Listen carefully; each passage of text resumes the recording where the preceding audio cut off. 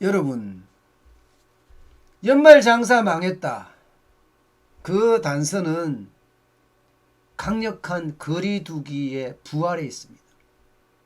사적 모임은 4명까지 못 만나게 하고요. 코로나 통금은 또 저녁 9시까지 설정이 됐습니다. 그러다 보니까 연말 경제, 연말 장사, 연말 대목 완전히 쫄딱 망했다는 이야기가 계속 나오고 있어요. 그만큼 말입니다. 우리 경제의 예는요, 지금 치명상을 입힐 겁니다. 저는 이 자체가, 거리두기 자체가 안 할 수는 없는 상황이에요. 안 할 수는 없는 상황인데, 내년 1월 2일까지 간다면, 이게 연말 장사는 끝났다고 봐야 됩니다. 크리스마스 악몽이 온다. 제가 그런 말씀도 드렸는데, 결국 크리스마스 악몽이 온 겁니다. 연말까지 아무 일도 못 한다는 거예요. 게다가 미접종자들은요, 아예, 모임에도 못 나갑니다. 완전히 외톨이가 됩니다. 외톨이가. 진짜 심각한 상황이에요. 게다가 1월 2일에 가서도 이게 어떻게 변할지 또 아무도 모릅니다. 그런 상태라면 여러분, 결국 연말 우리 경제 와우 장난 아닌 상황으로 빠져들 가능성이 큽니다. 여러분, 일단 최전선에서 경제를 망가뜨리고 있는 것은요, 이겁니다. 사적 모임이 전국이 전부 공이 4명으로 통일했습니다. 전국이. 그만큼 코로나19의 신규 확진자는 많아진다는 뜻이고, 또 확산 속도는 굉장히 빠르다는 뜻이잖아요. 이게 수도권만 묶은 것이 아니라 전국을 동시에 묶었습니다. 그야말로 일상 멈춤이 아니라 대한민국 멈춤이 되어버렸어요. 대한민국 멈춤이. 그 정도로 강력한 거리두기입니다. 여기에다가 미접종자들은 보세요. 아예 미접종자들은요, 혼밥에 혼술, 혼자서만 이용 가능하니까 이것 또한 차별이라고 느껴질 정도입니다. 이게 미접종자들이 지병이 있어서 안 맞는 사람들이 쓸 수 있단 말입니다. 그런데도 불구하고 맞아라 이거죠. 맞아라. 강제적으로 맞아라. 맞으면 그에 대한 보상을 또 제대로 해주나요? 그렇지도 않잖아요. 그렇지도 않는데도 정부가 지금 강제하고 있는 거죠. 어쨌든 사적 모임을 4명까지 줄이면 지금까지 그 어떤 통제보다 지금 가장 큰 통제예요. 그동안의 통제는 수도권에서만 일어났어요. 수도권에서만. 낮에는 4명만 만나라. 저녁 6시 이후에는 2명만 만나라. 이것도 수도권에서만 이루어졌던 겁니다. 그런데 지금은요, 전국입니다. 전국이 4명 이상 만나지 말라는 거예요. 게다가 미접종자는 돌아다니지도 말고요. 아니면 접종을 하라는 거죠. 굉장히 강력한 규제입니다. 여기에다가 여러분, 여기에다가 영업시간 제한, 코로나 통금도 굉장히 강력합니다. 굉장히 강력해요. 수도권뿐만 아닙니다. 전국입니다. 전국. 식당이나 카페나 노래 연습장이나 목욕탕이나 모두 저녁 9시까지만 해라 이거. 저녁 9시까지. 지금까지는 12시까지도 12시까지 할 수 있었죠. 유흥시설에 대해서는요. 게다가 지금까지 통제 중에 말입니다. 10시까지는 허용했었어요. 그런데 이거 9시까지로 낮췄습니다. 게다가 전국으로 확장시켰고요. 여기에다 밤 10시까지 하는 곳은 학원이라든가 영화관이라든가 공연장만 10시까지. 그러니까 코로나 통금도 수도권이 아니라 전국으로 확장시킨 측면이고요. 지난번 수도권에 할 때는 물론 9시 10시도 있었지만 10시에 하다가 9시로 줄였다가 자영업자들이 반발하니까 다시 10시로 늘렸던 그런 경험이 있거든요. 이번에는 모두가 9시입니다. 모두가 9시. 이렇게 되면 여러분 결국 말입니다. 예. 연말에 일상 멈춤이 아니라 대한민국 멈춤이 될 수밖에 없다는 이야기예요. 게다가 수도권은 학교 등교도 전면 중단합니다. 학교 등교도 전면 중단합니다. 수도권. 이렇게 되면 여러분 그 피해는요 엄청날 거라고 예상이 듭니다. 그 피해는요.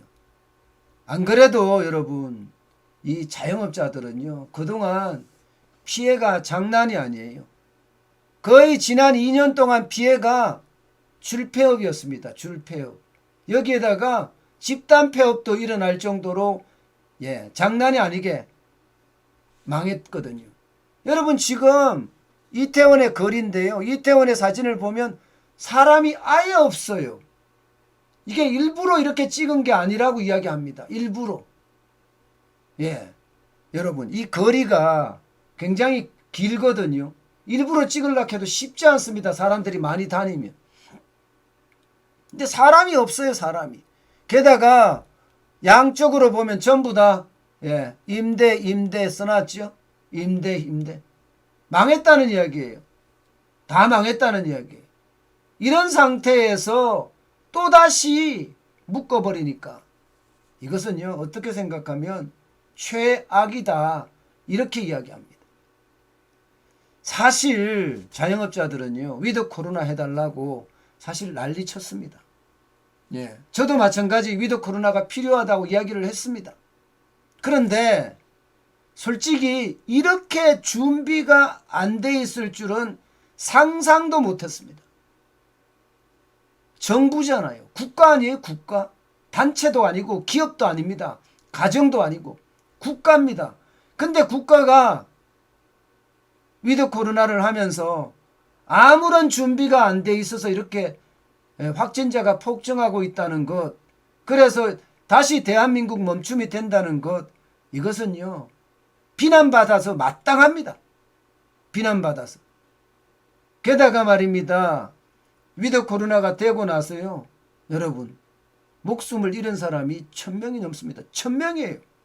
1000명. 그러니 정부가 얼마나 준비가 안 돼 있었으면 이런 최악의 상황을 맞고 있을까요? 저는 문재인 정부의 어떤 쇼 정치, 말로만 떼우려고 하는 것, 그 실체가 이번에 드러났다고 생각합니다. 이번에. 계속 말로 떼우고 화려한 말에 넘어가서 우리 국민들이 다 속아 넘어간 거예요. 그러다가 말입니다.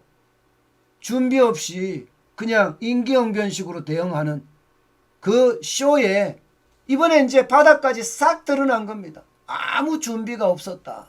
이거 말입니다. 근데 문제는 여러분 여기서 끝나지 않아요. 지금 말입니다. 우리 경제 전체가 어떻게 될지 진짜 최악으로 갑니다. 연말 장사가 무너지는 것뿐만 아니라 자칫 잘못하면요 설 대목도 무너지게 생겼습니다. 설 대목도. 여러분 이거 한번 보세요.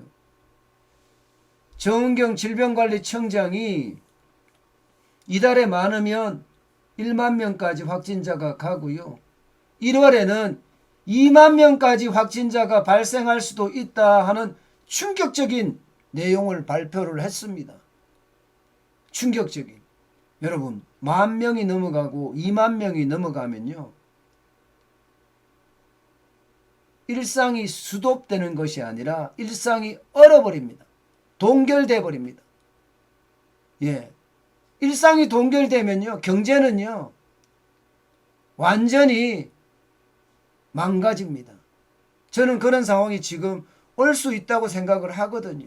오죽했으면 자영업자들이 지금 극렬하게 반대할 움직임까지 보일까요?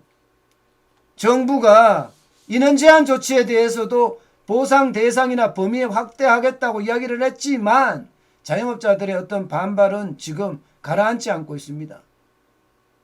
왜냐하면 워낙 많이 늘어날 거니까요. 사실 여러분도 아시지만 민주노총 집회 말입니다. 민주노총 여의도에 집회할 때도 그렇고요. 예, 저기 동대문이었나요?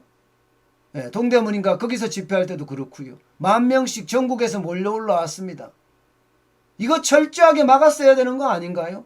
다른 집회 같으면 그야말로 차벽을 치고 거기다가 펜스를 치고 난리를 쳤을 텐데 모여서 자기네끼리 호함 지르고 함성 지르고 그러면서 침 튀고 입김 날라가고 그게 아마 이런 최악의 상황 몰고 왔던 거 아닌가요?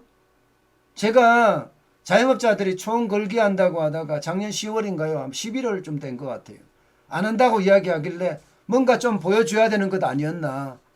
그런 이야기를 제가 한 적이 있습니다. 그런데도 불구하고 자영업자들은요, 장사에 피해가 될까봐, 전국의 총 걸기를 취소한 적이 있습니다. 그런데도 민주노총은 계속해서 난리도 아니었거든요. 총파업이 목적인 사람들처럼 말입니다. 그렇게 되면 여러분, 지금 상황은 점점 나빠질 수밖에 없을 겁니다.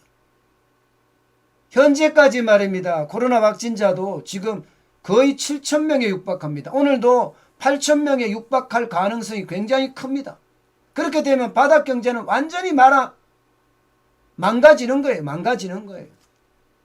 바닥 경제는. 중요한 건 여러분, 이게 여러분, 자영업자 소상공인이 망가지는 게 그들 측만 망가지는 거야 이렇게 생각할 문제가 아니라 우리 경제 전체에 영향을 미칩니다. 전체에. 자영업자가 600만 가량 됩니다. 600만 명.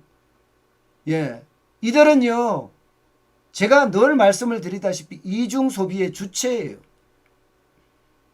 도매로 떼와서 소매로 팔죠. 여기서 소비가 한번 일어납니다.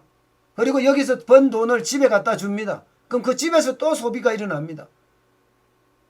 경제 성장에서 가장 중요한 게 소비 아니에요. 경제에서 가장 중요한 게 일자리고 소비란 말입니다. 일자리는 늘어나고 소비도 늘어나야 정상이거든요. 여기에 수출까지 늘어나면 금상첨화고요. 그런데 지금 말입니다. 소비가 줄어든다. 소비가 망가진다. 이것은요, 일자리가 줄어든다. 일자리가 망가진다. 이것과도 일맥상통한 겁니다.